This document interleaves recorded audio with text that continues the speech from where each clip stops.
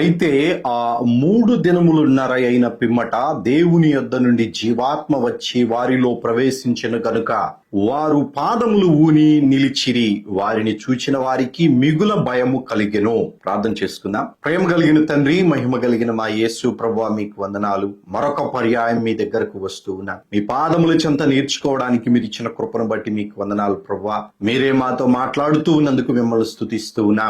బైబిల్లో ఉన్నటువంటి ఏ ఒక్క వచనము కూడా అయా మీ వాక్యమునకు వ్యతిరేకముగా ఒక వచనము ఇంకొక వచనము కనబడదు అని మీరు సెలవిచ్చినట్లుగానే మీరు మాట్లాడిన ప్రతి మాట కూడా నమ్మడానికి, విశ్వసించడానికి, సంపూర్ణమైనటువంటి నమ్మకం కలిగి నీ సన్నిధిలో ఎదగడానికి మీరు ఇచ్చిన గొప్ప భాగ్యాన్ని బట్టి మీకు వందనాలు. కనికర పూర్ణుడా, సహాయాన్ని దయచేయండి. మీ ఆత్మ చేత నింపండి. మీరు మాతో మాట్లాడుచు ఉండగా వినగలిగే చెవులను మాకు అందరికీ అనుగ్రహించండి. వీక్షిస్తున్న బిడ్డల కుటుంబాలను మీరు జ్ఞాపకం చేసుకోనండి నాయన. వారి కుటుంబంలో ఉన్న వారికి అందరికీ సంపూర్ణమైన మారు మనసు రక్షణ అనుభవాన్ని దయచేయండి. మీరే ఘనత, మహిమ, ప్రభావాలు పొందుకోమని యేసయ్య పుణ్యనామం అడిగి వేడుకొని ప్రారంభించుకుంటున్నాము తండ్రి. ఆమేన్. దేవునికి మహిమ కలుగును గాక. మరొకసారి ప్రకటన గ్రంథ వర్తమానాలకు మిమ్మల్ని ప్రేమపూర్వకంగా ఆహ్వానిస్తూ ఉన్నా. గతంలో ఈ ఇద్దరి సాక్షులను భూమిలో నుంచి వచ్చినటువంటి క్రూర మృగము చంపివేశాడు. యేసుక్రీస్తు ఏ వీధులలోనైతే సిలువ మోసుకొని వెళ్ళాడో ఆ వీధులలోనే ఈ ఇద్దరి సాక్షుల యొక్క శవములను పడవేసి ఉంచారు. ఈ 3.5 రోజుల పాటు ప్రపంచమంతటా ఈ ఇద్దరి సాక్షులను చూస్తూ ఉండగా వీరి శత్రువులైనటువంటి వారు ఈ ఇద్దరి సాక్షుల యొక్క శవములను బట్టి ఇక మీదట వీరు లేరు అనేటువంటి ఆ ఆలోచనను బట్టి కట్నములను పంపిస్తూ ఉన్నారు. ఇది జరుగుతూ ఉండగా 3.5 రోజులు గడిచిపోయినాయి. 3.5 రోజులు గడిచిపోయిన తరువాత దేవుని యొద్ద నుండి జీవాత్మ వచ్చెను. దేవుని యొద్ద నుండి జీవాత్మ వచ్చి వారిలో ప్రవేశించెను గనుక వారు పాదములు ఊని నిలిచిరి అనే మాట ఇక్కడ వ్రాయబడి ఉన్నది. జీవాత్మ వారిలోనికి రావడం అనేటువంటిది మనకు అర్థం అవ్వాలి.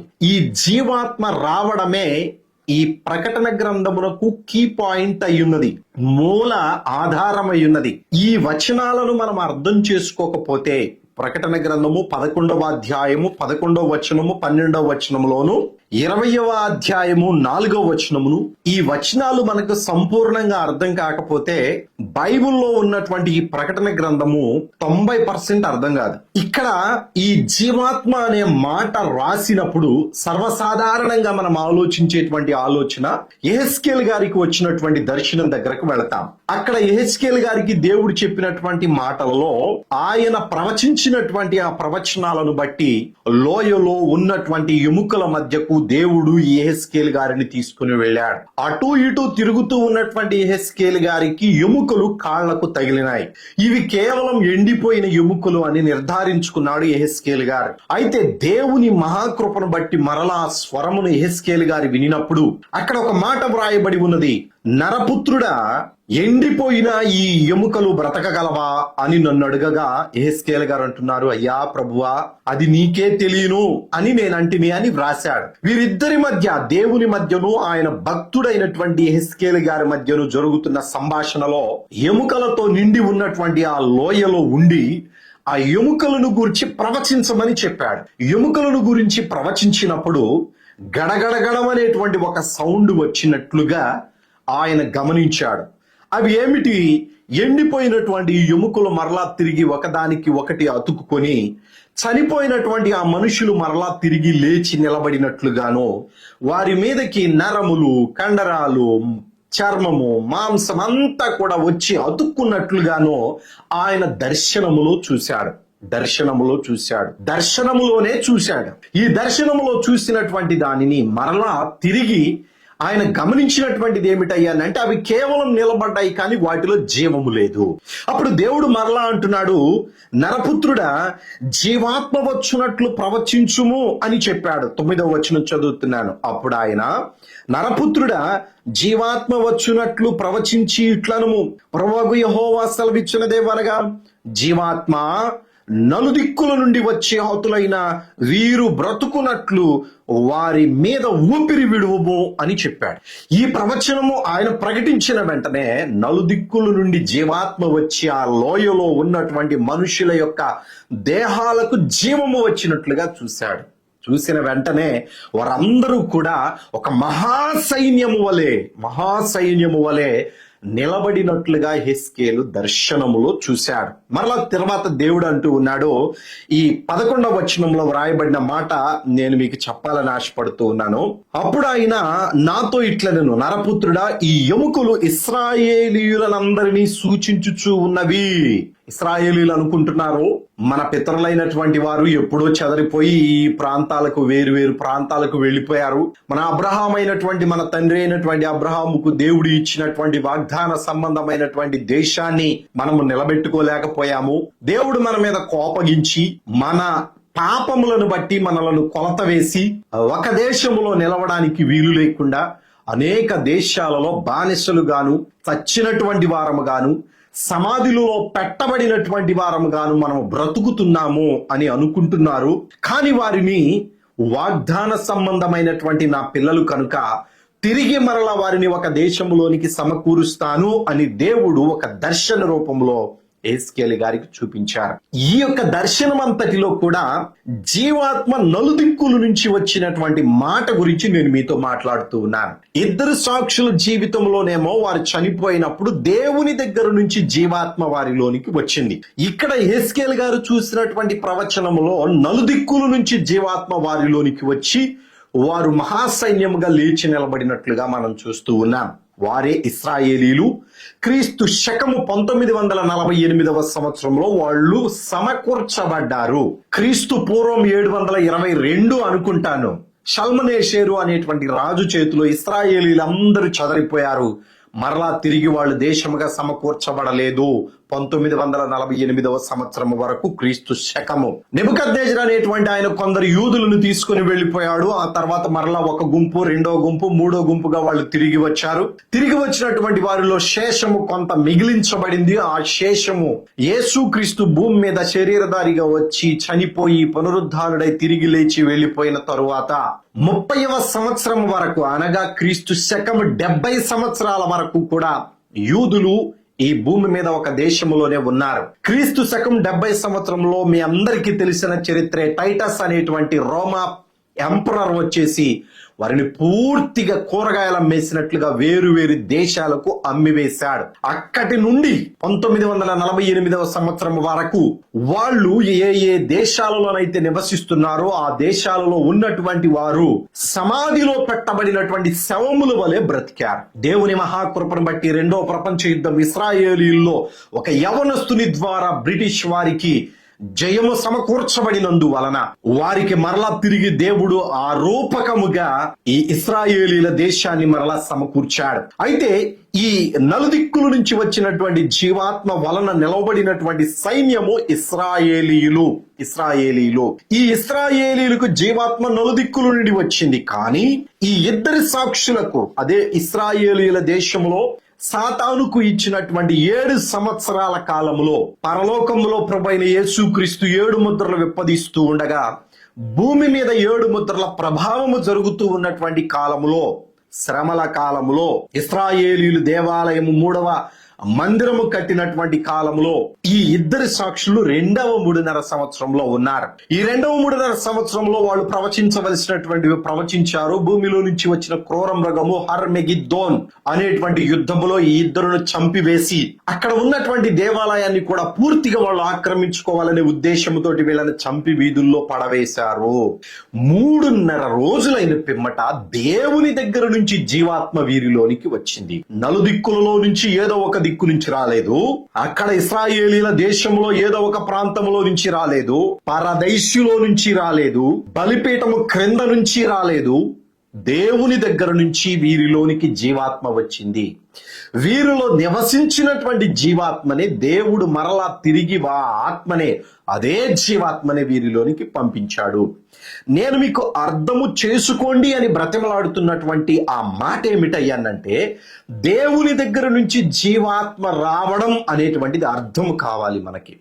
సర్వసాధారణంగా ఏ భక్తుడైనను కానీ ప్రవక్త అయినను కానీ చనిపోతే వారి యొక్క ఆత్మ ఎక్కడికి వెళుతుందని మనం బైబిల్లో నేర్చుకుంటూ వస్తున్నామనంటే పరదేశికి వెళతది అని మనం చదువుకుంటూ ఉన్నాం. అపోస్తులుడైనటువంటి పౌలు అతిశయించదగినటువంటి ఒక దర్శనము నాకున్నది. అతిశయించినటువంటి దర్శనం ఏమిటయ్యా అనంటే, నేను 3వ ఆకాశమునకు కొనిపోబడి తిని, ఆ 3వ ఆకాశములో 14 సంవత్సరాల క్రితం ఒక మనుష్యుని నేను ఎరుగుదును, అతడు శరీరముతో వెళ్ళినో శరీరము లేక వెళ్ళినో నేను ఎరుగను అని చెప్పి వచింపసఖ్యము కానటువంటి భాష అక్కడ ఉన్నది అని చెప్పేసి వ్రాసుకుంటూ వచ్చాడు. అయితే అక్కడ ఉన్నటువంటి వారిలో ప్రభు అయిన యేసుక్రీస్తు ప్రభువు కూడా ఉన్నట్లుగా బైబిల్లో మనందరికీ కూడా దాఖలాలు ఉన్నాయి.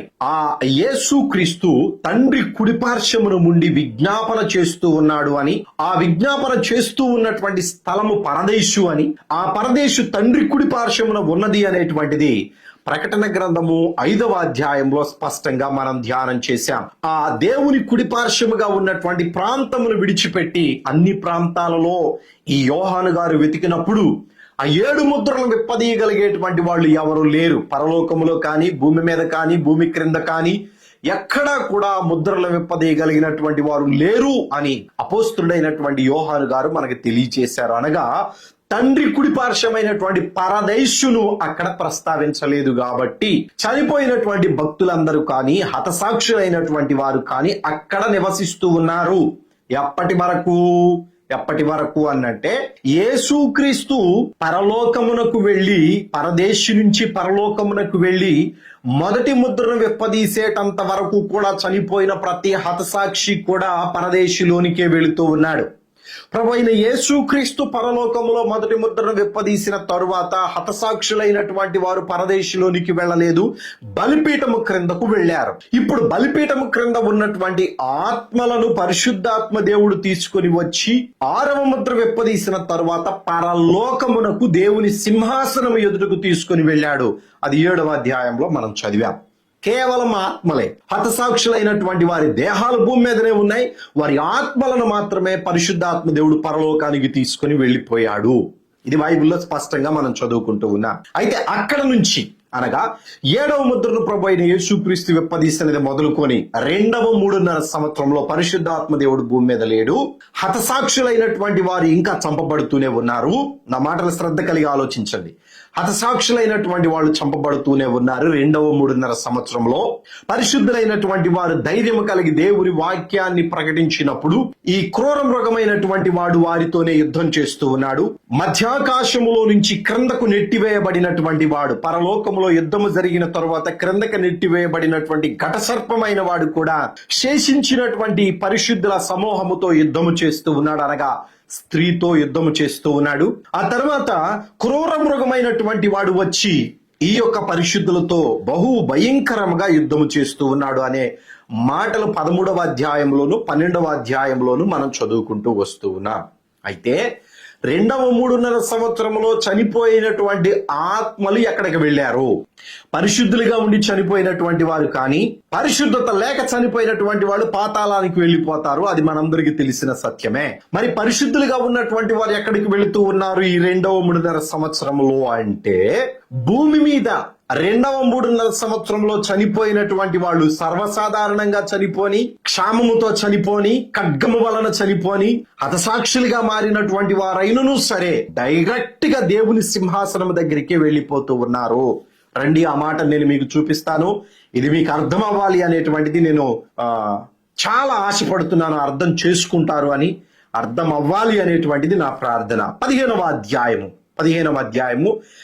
2వ వచనాన్ని చదువుతున్నాను. మరియు అగ్నితో కలసియున్న స్ఫటికపు సముద్రము వంటిది ఒకటి నేను చూచితిని. ఆ క్రూర మృగమునకును దాని ప్రతిమకును దాని పేరు గల సంఖ్యకును లోబడక వాటిని జయించిన వారు దేవుని వీణల గలవారై ఆ స్ఫటికపు సముద్రమునొద్ద నిలిచియుండుట చూచితిని. ఈ స్ఫటికపు సముద్రము అంటే ఏంటండి? యోహాను గారు 4వ అధ్యాయంలో పరలోకమునకు వెళ్ళిన తరువాత దేవుని సింహాసనమును, అక్కడ ఉన్నటువంటి 24 పెద్దలను, 4 జీవులను, దేవుని సింహాసనం ఎదుట స్ఫటికమును పోలినటువంటి ఒక సముద్రము ఉన్నది అనేటువంటి మాట ఇక్కడ వ్రాశాడు. ఇదే స్ఫటికమును పోలినటువంటి సముద్రము గురించి 15వ అధ్యాయంలో చెప్తూ ఉన్నాడు. ఈ స్ఫటికమును పోలినటువంటి సముద్రము మనకు 4వ అధ్యాయము 9వ వచనంలో కనబడుతూ ఉన్నది. 15వ అధ్యాయము 2వ వచనంలో కూడా కనబడుతూ ఉన్నది. ఇంకా కొన్ని సందర్భాల్లో ఉన్నది చూయిస్తాను. అయితే ఈ స్ఫటికము దగ్గరికి భూమి మీద చనిపోయినటువంటి వాళ్ళందరూ కూడా వెళ్ళిపోతూ ఉన్నారు. డైరెక్ట్ గా పరిశుద్ధులైనటువంటి వారు, హతసాక్షులైనటువంటి వారు, వారి దేహాలు భూమి మీదనే ఉన్నాయండి. చంపబడినటువంటి వారు కానీ, సర్వసాధారణంగా చనిపోయినటువంటి వారు కానీ, పరిశుద్ధులందరూ పరదేశికి వెళ్ళడం లేదు. పరదేశి 3.5 సంవత్సరంలో క్లోజ్ చేయబడి ఉంది. అక్కడకు సర్వసాధారణంగా చనిపోయినటువంటి వాళ్ళు కూడా 3.5 సంవత్సరంలో, అనగా ప్రభు అయిన యేసు క్రీస్తు 7వ ముద్రను విప్పదీసినప్పుడు పరదేశికి వెళ్ళడం లేదు. డైరెక్ట్ గా దేవుని సింహాసనం దగ్గరికి వెళుతూ ఉన్నారు. వారి ఆత్మలు అక్కడికి వెళ్ళిపోతూ ఉన్నాయి. మీరు అడగవచ్చు ఒక ప్రశ్న, మరి మధ్యలో సాతాను ఉన్నాడు కదా, మృంగి వేయడానికి నోరు తెరుచుకొని అనే మాట 13వ అధ్యాయంలో మనం చదువుకుంటున్నాం కదా అంటూ ఉన్నారు. ఇది మొదటి 3.5 సంవత్సరంలో జరిగినటువంటి సంగతి. ఎప్పుడైతే పరిశుద్ధాత్మ దేవుడు హతసాక్షుల ఆత్మలను బలిపీఠము క్రింద నుంచి తీసుకొని పరలోకంలోకి వెళ్ళిపోయాడో, అక్కడ మిఖాయేలు దూత యుద్ధము చేసి వాడిని పూర్తిగా భూమి మీదకు పడవేశాడు. భూమి మీదకు పడవేసినటువంటి వాడు తిరిగి ఒక్క అడుగు కూడా పైకి వెళ్ళడానికి ఇక వీలు లేదు. వాడు భూమి మీదనే ఉండాలి, లేదా పాతాళమునకు వెళ్ళాలి. 1000 సంవత్సరాల్లో వాడిని పాతాళములో బంధిస్తారు అనే మాట ప్రకటన గ్రంథం 20వ అధ్యాయంలో మనం చదువుకుంటాం. అయితే ఇప్పుడు వీడు మరలా తిరిగి పరలోకమునకు వెళ్ళడానికి, శూన్యంలోనికి వెళ్ళడానికి, పరిశుద్ధుల ఆత్మలు పైకి వెళుతూ ఉండగా వాళ్ళని మృంగి వేయడానికి అధికారము లేదు. వాడికి అధికారం లేదు, కోల్పోయాడు. ఇంకా భూమి మీదకి నెట్టివేయబడ్డాడు. కాబట్టి 3.5 సంవత్సరంలో చనిపోయిన పరిశుద్ధుల అందరూ, సర్వసాధారణంగా చనిపోనివ్వండి, హతసాక్షులుగా మార్చబడినటువంటి వారు కానివ్వండి, చాలా మంది అసలు దీన్ని ఒప్పుకోవడం లేదు. అసలు ఆ శ్రమంలో పరిశుద్ధులు భూమి మీద ఉండనే అంటున్నారు. చాలా వచనాలు ఉన్నాయండి బైబిల్లో. ఈ ప్రకటన గ్రంథంలో పరిశుద్ధులు భూమి మీద ఉన్నారు అనేటువంటి మాటలు చాలా ఉన్నాయి. 13వ అధ్యాయం 10వ వచనంలో వ్రాయబడి ఉన్నది, 14వ అధ్యాయం 12వ వచనంలో వ్రాయబడి ఉన్నది, 12వ అధ్యాయము 17వ వచనంలో వ్రాయబడి ఉన్నది. వీటన్నిటిని ఏం చేద్దాం? తీసేద్దామా? అయితే గమనించండి, ఈ పరిశుద్ధులైనటువంటి వారు 3.5 సంవత్సరంలో కూడా ఉన్నారు, 1000 సంవత్సరాల్లో కూడా ఉన్నారు. దాని గురించి నేను ముందు మాట్లాడతాను. అయితే వీరు చనిపోయిన ప్రతి ఒక్కరి ఆత్మ డైరెక్ట్ గా దేవుని సింహాసనం దగ్గరికి వెళుతూ ఉన్నది. ఇప్పుడు రండి, ఈ ఇద్దరు సాక్షులు భూమి మీద క్రూర మృగము చేత చంపబడి వాళ్ళు సమాధులలో పెట్టబడకుండా వీధులలో పడవేయబడినప్పుడు వీళ్ళు ఎప్పుడైతే చనిపోయారో, చనిపోయిన వెంటనే వీళ్ళ ఆత్మ దేవుని దగ్గరకు వెళ్ళిపోయింది. కొంచెం నిదానంగా చెప్తున్నాను, ఆలకించండి. దేవుని దగ్గరకు వెళ్ళిపోయింది. దేవుని దగ్గరకు వెళ్ళిపోయినటువంటి వీరి ఆత్మ దేవుడు మరలా తిరిగి 3.5 రోజుల తర్వాత వీళ్ళలోనికి పంపించాడు. వీరిలోనికి పంపించినటువంటి ఆత్మ వీరు వెళ్ళేటప్పుడు ఎటువంటి స్థితిలో ఉన్నదో అదే విధముగా లేదు. కొంచెం క్షుణ్ణంగా ఆలోచించండి. వీరిలో నుంచి వెళ్ళిపోయినటువంటి వీరి ఆత్మ దేవుడు ఇచ్చినటువంటి అధికారముతోటి భూమి మీద కొన్ని కార్యాలు జరిగించారు. అవి గతంలో మనం ధ్యానం చేశాం. అయితే వీరు చనిపోయిన తర్వాత వీరి ఆత్మ ఒక్క సెకను పాటులో దేవుని సింహాసనం దగ్గరకు వెళ్ళిపోయింది. స్ఫటికము వంటి సముద్రము దగ్గర పరిశుద్ధాత్మ దేవుడు తీసుకొని వెళ్ళిన హతసాక్షులతో పాటు నిలబడి ఉన్నారు. అప్పటికి పరలోకంలో ఏమి జరుగుతూ ఉన్నదయ్యా అనంటే, ప్రభు అయిన యేసుక్రీస్తు సర్వాధికారము కలిగినటువంటి వాడై 19వ అధ్యాయములో చెప్పబడినటువంటి విధముగా ఆయన మరలా తిరిగి పరలోకము తెరవబడి ఉండి తెల్లని గుర్రము మీద ఎక్కి ఆయన ఈ భూమిని 1000 సంవత్సరాలు ఏలడానికి రాబోతూ ఉన్నటువంటి ఆగమనము. ఆగమనము. ఈ ఆగమనమునకు వచ్చేటువంటి వాళ్ళందరూ కూడా వారి యొక్క ప్రాణమును దేవుని కోసము, ప్రభు అయిన యేసుక్రీస్తు కోసము వారి రక్తమును భూమి మీద చిందించినటువంటి వారు, దేవుని కోసము హతసాక్షి అయినటువంటి వారు, దేవుని వాక్యమును ప్రకటిస్తూ వాళ్ళ ప్రాణాలను కోల్పోయినటువంటి వారు, వీళ్ళు మాత్రమే ప్రభు అయిన యేసుక్రీస్తుతో సమూహాలుగా వస్తూ ఉన్నారు, గుంపులుగా వస్తూ ఉన్నారు. ఇది ఆగమనము. ఈ ఆగమనంలో ప్రభు అయిన యేసుక్రీస్తు ఈ 3.5 రోజులు అయిపోతే ఆయన రావడానికి పరలోకపు తలుపు తెరుచుకొని నమ్మకమైన వాడును సత్యవంతుడును అను నమ్మగలవాడు, ఆయన నీతిని బట్టి విమర్శ చేయుచు యుద్ధము జరిగించును, ఆయన నేత్రములు అగ్నిజ్వాలల వంటివి, ఆయన శిరస్సు మీద అనేక కిరీటములు ఉండెను, వ్రాయబడిన ఒక నామము ఆయనకు కలదు, అది ఆయనకే గాని మరి ఎవరికి తెలియదు, రక్తముల్లో ముంచబడిన వస్త్రము ఆయన ధరించుకొని ఉండెను, మరియు దేవుని వాక్యము అను నామము ఆయనకు పెట్టబడి ఉండెను. ఈ మాట జాగ్రత్తగా వినండి.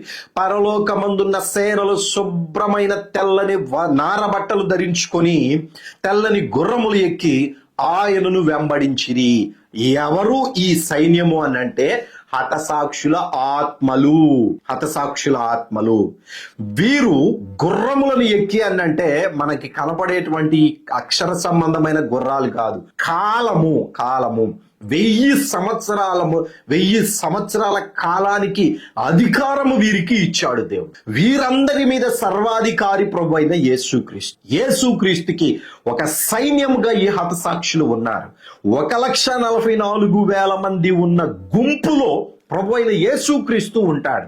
ఇక ఏ దేశంలో హతసాక్షుల యొక్క ఆత్మలు భూమి మీద నుంచి లేపబడినవో వాళ్ళు ఆ దేశము మీద అధికారము కలిగినటువంటి వారై, దేవుడు ఇచ్చిన సర్వాధికారమును పొందుకున్నటువంటి వారై, 2 సాక్షులు వారిలో నుంచి వారి ఆత్మ బయటికి వెళ్ళేటప్పుడు భూమి మీద బ్రతకడానికి తగినటువంటి ఆత్మను మాత్రమే వాళ్ళకి అనుగ్రహించారు. దేవుని యందు ఉంచిన విశ్వాసమును బట్టి వాళ్ళకి తగినటువంటి అధికారమును మాత్రమే దేవుడు అనుగ్రహించాడు. కానీ వీళ్ళు చనిపోయి దేవుని సింహాసనం దగ్గరికి వెళ్ళి మరలా తిరిగి వచ్చేటప్పుడు మనుషులలో భయాన్ని పుట్టించేటువంటి అధికారాన్ని దేవుడు అనుగ్రహించాడు. వాళ్ళు మరలా 3.5 రోజుల తర్వాత వచ్చి వాళ్ళ దేహాలను 3.5 రోజుల క్రితం వాళ్ళు విడిచి వెళ్ళిన దేహాలను వాళ్ళు స్వతంత్రించుకోగలిగే శక్తిని దేవుడు వాళ్ళకు అనుగ్రహించాడు. చచ్చిన శవములై ఉన్నటువంటి వాళ్ళు లేచి నిలబడగలిగేటువంటి పునరుద్ధానపు శక్తిని వాళ్ళకు దేవుడు అనుగ్రహించాడు. వారిలో జీవాత్మ ప్రవేశించి వాళ్ళు పాదములు ఊని లేచి నిలబడిరి అనే మాట వ్రాయబడి ఉన్నది. వాళ్ళ దేహములను వాళ్ళు స్వతంత్రించుకోగలిగే శక్తిని ఆ ఆత్మలకు దేవుడు అనుగ్రహించి పంపించాడు. ఎందుకు ఈ 3.5 రోజుల పాటు దేవుని సింహాసనం దగ్గర ఉన్నారయ్యా అంటే దేవుడు వాళ్ళని ఆశీర్వదించడానికి అక్కడికి తీసుకుని వెళ్ళాడు, అధికారం ఇవ్వడానికి తీసుకుని వెళ్ళాడు, ప్రభు అయిన యేసుక్రీస్తుతో జతపరచడానికి తీసుకుని వెళ్ళాడు.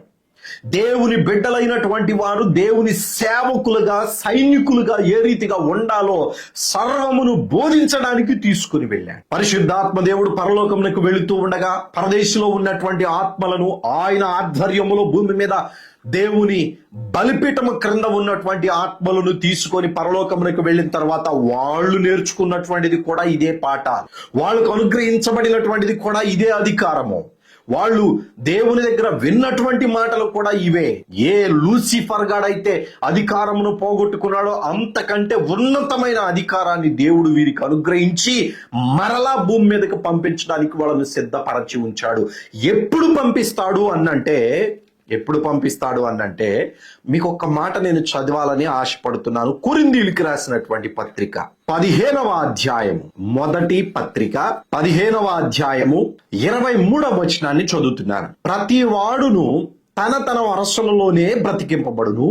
ప్రథమ ఫలముగా క్రీస్తు బ్రతికాడు, తరువాత క్రీస్తు వచ్చినప్పుడు అని ఫుట్ నోట్ లో అక్కడ 2 అనేసి క్రీస్తు వచ్చినప్పుడు అని ఆ పైన 2 అనేసి కింద ఫుట్ నోట్ లో ఆగమనమునందు అని వ్రాశారు. తెస్సలోనికైలకు రాసిన పత్రిక 2వ అధ్యాయం 8వ వచనంలో కూడా ఆగమనము గురించి వ్రాయబడి ఉన్నది.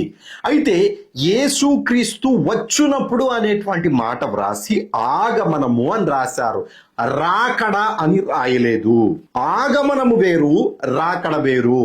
ఆగమనము అనగా దేవుడు 1000 సంవత్సరాల పరిపాలన చేయడానికి భూమి మీద ఆయన కోసము, దేవుని కోసము రక్తము చిందించినటువంటి ఆత్మలను వెంటబెట్టుకొని రావడమే ఆగమనము. పరలోకములో నుంచి దిగి వచ్చినటువంటి ఆ పరిశుద్ధుల ఆత్మలను పునరుద్ధానములోనికి తీసుకొని వచ్చి వారిని ఆయనకు దూతలుగా చేసుకొని ఇప్పుడు దేవునికి దూత గణమే రీతిగా అయితే ఉన్నారో ప్రభు అయిన యేసుక్రీస్తుకు కూడా హతసాక్షులైనటువంటి ఆత్మలు ఆ రీతిగానే ఆయనకు సేవకులుగా ఉండి యావత్ ప్రపంచమంతా కూడా అధికారాన్ని చేస్తారు.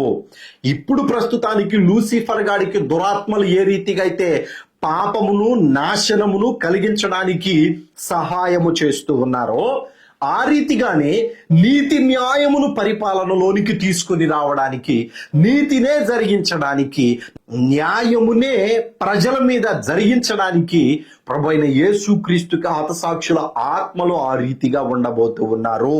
మీకు అర్థమైందని భావిస్తూ ఉన్నాను. అయితే ఈ ఇద్దరి సాక్షులలోనికి వచ్చినటువంటి ఈ జీవాత్మ 3.5 రోజులకు ముందు చనిపోయినటువంటి వీరి దేహాలలో నుంచి వేరైపోయి దేవుని సింహాసనం దగ్గరికి వెళ్ళి ప్రభు అయిన యేసుక్రీస్తు ఆగమనంలో వచ్చారు. వీళ్ళు నా మాటలు అర్థమవుతాయని భావిస్తూ ఉన్నాను. ఆగమనంలో వచ్చారు. వీరిద్దరు మాత్రమే కాదు, హతసాక్షులుగా మార్చబడినటువంటి వాళ్ళందరూ కూడా, హతసాక్షులుగా దేవుని కోసం హతసాక్షులైనటువంటి వారందరూ కూడా హేబేలు మొదలుకొని ఎందరైతే దేవుని కోసం చంపబడ్డారో, ధర్మశాస్త్రంలో కానీ ధర్మశాస్త్రము లేక మునుపు కానీ ప్రభు అయిన యేసుక్రీస్తు వచ్చినప్పుడు కానీ ఎందరైతే దేవుని కోసము ప్రభు అయిన యేసుక్రీస్తు కోసము వాళ్ళ యొక్క ప్రాణమును త్యాగము చేశారో వాళ్ళందరూ తిరిగి పునరుద్ధానంలోనికి వస్తారు. అదే అపోస్తుడైన పౌలు అంటున్నాడు ఇక్కడ, ప్రతివాడు తన వరసలలో బ్రతికించబడును. మొదటిగా ప్రభు అయిన యేసుక్రీస్తు పునరుద్ధానుడయ్యాడు. ఆ తర్వాత యేసుక్రీస్తు వచ్చినప్పుడు అనగా ఆగమనములో రెండవ గుంపు ఈ యొక్క మొదటి పునరుద్ధానంలో ఉన్నటువంటి వారు, ఈ ఆగమనములో వచ్చిన హతసాక్షుల సమూహము. వీరి గురించి స్పష్టంగా 20వ అధ్యాయంలో వ్రాసి ఉన్నది.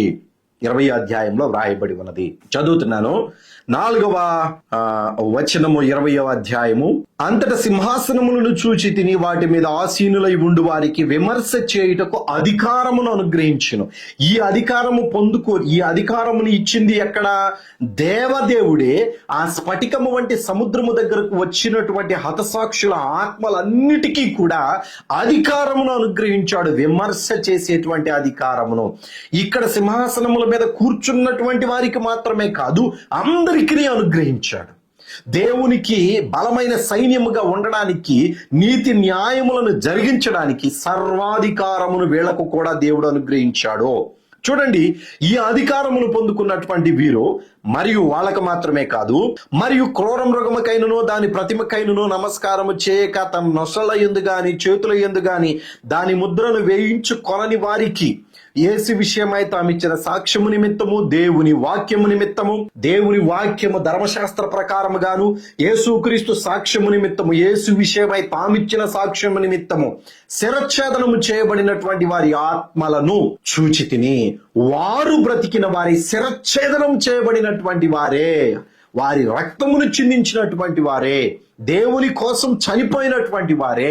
రక్తము కారునంతగా ఇంకా మీరు పాపముతో యుద్ధము చేయలేదు అనే మాట, పోరాడలేదు అనేటువంటి మాట సర్వసాధారణంగా మనం పట్టించుకోం. కానీ దేవుని మహిమ కోసము మనము అనేకులను రక్షణలోనికి నడిపించడానికి ప్రాణము పోయినా సరే మనము ఆ దేవుని పని చేయాలి అనే ఉద్దేశము కలిగి ఉంటారు. చూసారా, హతసాక్షులుగా మారడానికి, ప్రాణమును పోగొట్టుకోవడానికి ఇష్టపడి దేవుని కోసం పనిచేసేటువంటి వారు హతసాక్షులు అవుతారు. ఆ హతసాక్షులు బ్రతికారు. ఇక్కడ ఆ హతసాక్షులు బ్రతికడానికి దేవుని సింహాసనము దగ్గర ఉన్నటువంటి ఆ స్ఫటికము వంటి సముద్రము దగ్గర నుండి ఈ హతసాక్షుల ఆత్మలను మాత్రమే అందరినీ తీసుకొని రాలేదు. ఆ తర్వాత దేవుని సింహాసనం ఎదుట ఒక మందిరం ఏర్పాటు చేయబడింది. సర్వసాధారణంగా చనిపోయినటువంటి వారందరూ ఆ మందిరములో కనబడ్డారు. దాని గురించి మనం ముందు మాట్లాడుకుందాం. సర్వసాధారణంగా చనిపోయినటువంటి వారిలో ఈ పుస్తకం ప్రకటన గ్రంథము రాసినటువంటి యోహాను గారు కూడా ఉన్నాడు, శిష్యుడైనటువంటి యోహాను గారు. ఆయన కూడా అక్కడ ఉండి దేవునిని స్తుతించవలసినటువంటిదే. కేవలం హతసాక్షులు మాత్రమే భూమి మీదకి వచ్చారు, యేసుక్రీస్తుతో పాటు వచ్చి వారి దేహాలను స్వతంత్రించుకున్నారు. ఇక నేను ముగింపులోనికి వస్తూ ఉన్నాను. ఈ ఇద్దరు సాక్షుల యొక్క శవములు వీధుల్లో పడి ఉన్నాయి. ఈ సోషల్ మీడియా ద్వారా కానీ, ప్రతి ఛానల్లో, ప్రతి టీవీలోనూ ప్రతి ఒక్కరు కూడా వీళ్ళ గురించే మాట్లాడుకుంటూ ఉన్నారు. అయితే వీరందరూ చూస్తూ ఉండగానే దేవుని దగ్గర నుండి జీవాత్మ వారిలోనికి వచ్చి వారిలో ప్రవేశించి వారు పాదములు ఊని లేచి నిలబడేటువంటి విధముగా దేవుడు కార్యాన్ని జరిగించాడు. ఇప్పుడు వీరి ఆత్మ వీరిలోనికి జ్వరబడము ప్రపంచమంతటా కూడా దేవుడు చూడడానికి ఎందుకు ఏర్పాటు చేశాడయ్యానంటే, క్రైస్తవుడు మొదటి పునరుద్ధానం జరిగిందని తెలుసుకోవడానికి. ప్రతి క్రైస్తవుడు మొదటి పునరుద్ధానం అనేటువంటిది జరిగింది, కడమ పునరుద్ధానం ఇంకా ఉన్నది అని యావత్ ప్రపంచం అంతటా తెలియజేయడానికి ఈ ఇద్దరి సాక్షులను ఆ వీధుల్లో పడవేసి ఉంచడానికి దేవుడు ఇష్టపడ్డాడు. కానీ వీళ్ళు అనుకుంటారు, మేము ఎంత ఘనమైన కార్యము చేసామో చూడండి అని జైలు కొట్టుకుంటా ఉంటారు. కానీ దేవుడు ఏర్పాటు చేసిన ప్రణాళిక అది. ప్రపంచమంతటా మొదటి పునరుద్ధానం జరిగింది అని తెలియబడడానికి ఆ ఇద్దరు సాక్షులను వీధులలో పడవేయించడానికి దేవుడు అంగీకరించాడు. వాళ్ళలోనికి జీవాత్మ జ్వరబడి వాళ్ళ పాదములు ఊని నిలబడినప్పుడు ఇంకా జరిగిన కార్యం ఏమిటయ్యా అనంటే, ప్రపంచమంతటా కూడా ఎక్కడైతే హతసాక్షుల యొక్క దేహాలు పడవేయబడ్డాయో, డే 1 నుంచి అనగా హేబేలు ఎక్కడైతే పాతి పెట్టబడ్డాడో, హేబేలు మొదలుకొని యేసుక్రీస్తు వచ్చి మొట్టమొదటిగా హతసాక్షిగా మారినటువంటి స్టెఫెను మొదలుకొని ప్రతి ఒక్కరూ కూడా వారి దేహాలలోనికి జీవాత్మ జ్వరబడి లెక్కింపజాలని ఒక మహాసైన్యముగా నిలబడ్డారు. ఇదే మొదటి పునరుద్ధానము. వారిలోనికి జీవాత్మ రావడం చాలా మంది ఆలోచిస్తారు, ఎముకలు పాడైపోయి ఉంటాయి, విరిగిపోయి ఉంటాయి, ఇంకా శరీరం అంతా కూడా పాడైపోయింది, వీళ్ళంటే కంటికి కనబడుతున్నారు కాబట్టి వాళ్ళ దేహం భూమి మీద ఆ వీధులలో పడవేసి ఉంది కాబట్టి అక్కడ వాళ్ళు బ్రతికారు అని చెప్పేసి అనుకుంటారు. కంటికి కనబడేటువంటిది వీళ్ళిద్దరే, కానీ దేవుని మహాకృప ఏమిటో తెలిసిన ఈ ప్రతి ఒక్కరూ హతసాక్షులుగా మారినటువంటి ప్రతి ఒక్కరూ కాల్చబడినా సరే, అత్యంత ప్రియమైనటువంటి దైవ సేవకుడు ఒరిస్సాలో చనిపోయినటువంటి వారిలో కొందరు హతసాక్షులు ఉన్నారు. వారు కొంతమంది కాల్చబడ్డారు. కాల్చబడినటువంటి ఆ వ్యక్తుల యొక్క బూడిద వారి దేహాన్ని అప్పగించాలి. దుమ్మైనను సరే, ధూళైనను సరే, చీకిపోయినను సరే, వారి ఎముకలు విరగొట్టబడినా సరే, తిరిగి భూమి మరలా తిరిగి వాళ్ళ దేహాలను దేవునికి వారి ఆత్మలకు అప్పగించవలసినటువంటిదే. ఎస్కేలుకి దేవుడు చెప్పాడు కదా, ప్రవచించు అని చెప్పేసి. ఆ ప్రవచనము ప్రభువైన యేసుక్రీస్తు పలుకుతాడు ఆ దినములో. వీళ్ళైతే భూమి మీద ఉన్న ఇశ్రాయేలీలు నలుదిక్కుల నుంచి వచ్చినటువంటి జీవాత్మ వారిలో జొరబడి ఒక దేశంగా ఏర్పడ్డారు. కానీ ప్రపంచం అంతటా ఉన్నటువంటి హతసాక్షులను దేవుడు పిలిచినప్పుడు వారి దేహాలు దేవునికి భూమి అప్పగించేటువంటి బాధ్యత కలిగి ఉన్నది. ఆ భూమి వాళ్ళను స్టోర్ చేసి పెట్టుకొని ఉన్నది. ఎప్పుడైతే దేవుని స్వరమ వినబడిందో సమాధులు తెరవబడతాయి. ఎక్కడెక్కడ కాలిపోయినటువంటి వాళ్ళు తిరిగి మరలా లేచి నిలబడి మహిమాత్మ దేహాలు కలిగినటువంటి వారై ప్రభువైన యేసుక్రీస్తుతో పాటు శూన్యములో మన తలల మీద 1000 ఏళ్ల పరిపాలన చేయడానికి ఆసీనులై ఉంటారు. పరలోకమునకు వెళ్ళరు, శూన్యములో ఉంటారు. ప్రస్తుతానికి ప్రకటన గ్రంథము 11వ అధ్యాయము 11వ వచనము వరకు మనం ధ్యానం చేశాం. వారి యొక్క ఆత్మ దేవుని దగ్గర నుంచి వచ్చి వారిలోనికి జ్వరబడి వాళ్ళు పాదములు ఊని లేచి నిలబడ్డారు. తర్వాత చూడండి ఇక్కడ ఏమని వ్రాయబడి ఉన్నదో, వారిని చూచిన వారికి మిగుల భయము కలిగెను. ఇంతవరకు కూడా ఇటువంటి కార్యము ప్రపంచంలో ఎక్కడా జరగలేదు. పునరుద్ధానులైనటువంటి వారిని లైవ్ లో చూడడం అనేటువంటిది ఎక్కడా జరగలేదు. అనేక మంది పునరుద్ధానము లేదు అని అంటూ ఉన్నారు. మరికొందరు చనిపోయినటువంటి వాడు మరలా తిరిగి బ్రతకడు అంటూ ఉన్నారు. మరికొందరేమో మనిషి చనిపోయి నశించిపోవడమే తప్ప వారు మరలా తిరిగి రారు, దెయ్యములుగానో ఏదో ఒక రూపముగా గాల్లో తిరుగుతూ ఉంటారు అని ఆలోచన చేస్తూ ఉంటారు. అని సహోదరులారా, దేవుడు మనిషిని భూమి మీద చేసినటువంటి విధానము ఆయన స్వరూపంలో ఆయన పోలికలో చేసుకున్నాడు. వీరందరికీ మిగుల భయం ఎందుకు కలిగిందయ్యా అనంటే, దేవుడు ఏ మనిషిని కూడా విడిచిపెట్టడు. వాడు చేసిన నీతిని బట్టి, వాడు చేసిన న్యాయమును బట్టి, దుర్మార్గతను బట్టి, దుష్టత్వమును బట్టి శిక్ష విధించకుండా విడిచిపెట్టడు. వీరు అంతకు ముందు ప్రవచించినటువంటి ప్రవచనాలలో ఆ మాటలే చెప్పారు. మేమేదో మిమ్మల్ని హింసిస్తున్నాము అని, నీటిని రక్తముగా మార్చాము అని, భూమిని తెగుళ్ళ చేత బాధించాము అని, మా నోట నుండి వచ్చినటువంటి అగ్ని ద్వారా దహించి వేశాము అని మీరు బాధపడుచు ఉన్నారు. కానీ ఇంతకంటే భయంకరమైనటువంటి వేదన రేపు అగ్నిగుండములో ఉండబోతూ ఉన్నది. మా మాటలు ఆలకించండి. ఈ లూసిఫర్ అయినటువంటి వాడు, అబద్ధ ప్రవక్త అయినటువంటి వాడు, నియంత అయినటువంటి వాడు మనుషులను చెడు వైపు, నాశనం వైపు నడిపిస్తూ ఉన్నారని ఎంత మొత్తుకున్నా వాళ్ళు వినలేదు. చివరికి వాళ్ళు లేచి నిలబడిన తరువాత వీరు చెప్పినటువంటివి నిజమే, వీళ్ళు దేవుని సంబంధులే, దేవుని దగ్గర నుంచి వచ్చినటువంటి వారే, దేవుని ఎదుట ఉన్నటువంటి ఆత్మలు మరలా తిరిగి భూమి మీదకి వచ్చి వాళ్ళను స్వతంత్రించుకున్నారు అని చాలా మంది క్రైస్తవులు స్పష్టంగా తెలుసుకుంటారు.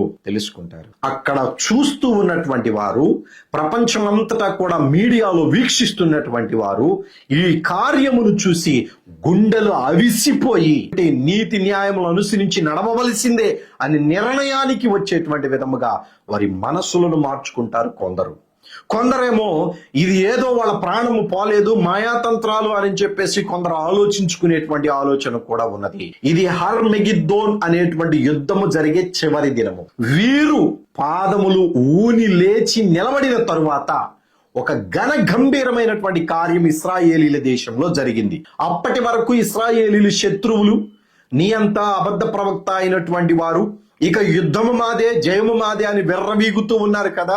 విర్రవీగుతూ ఉన్నటువంటి ఈ సందర్భంలో నియంత, అబద్ధ ప్రవక్త ఇద్దరు రోమా పట్టణంలో ఉంటారు. కానీ వచ్చినటువంటి సైన్యం అంతా కూడా జయించాము అని మెసేజ్లు పంపిస్తూ ఉంటారు, అయిపోయింది ఇంకా ఏమీ లేదు అని చెప్పేసి. ఆ సమయానికి 7 సంవత్సరాల కాలం కంప్లీట్ అయిపోతుంది.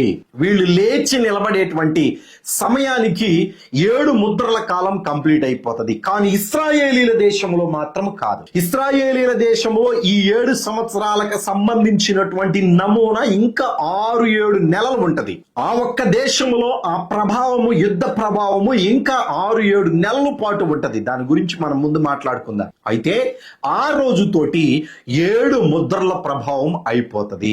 ఈ 7 ముద్రల ప్రభావం అయిపోయినటువంటి సమయానికి అక్కడ ఏ పరిస్థితి జరిగింది అనేటువంటిది ఇక్కడ స్పష్టంగా వ్రాసుకుంటూ వచ్చారు. దాని గురించి నెక్స్ట్ వీడియోలో మనం మాట్లాడుకుందాం. దేవుని కృప మీ అందరికీ తోడైంది గాక. ఈ ప్రకటన గ్రంథం పుస్తకమును మీరు పొందాలి అనుకుంటే ఉచితంగానే దీన్ని మేము పంపిస్తూ ఉన్నాం. మీ అడ్రస్ ను ఈ నంబర్కు వాట్సాప్ చేయండి. వందనాలు. సెలవు తీసుకుంటాం.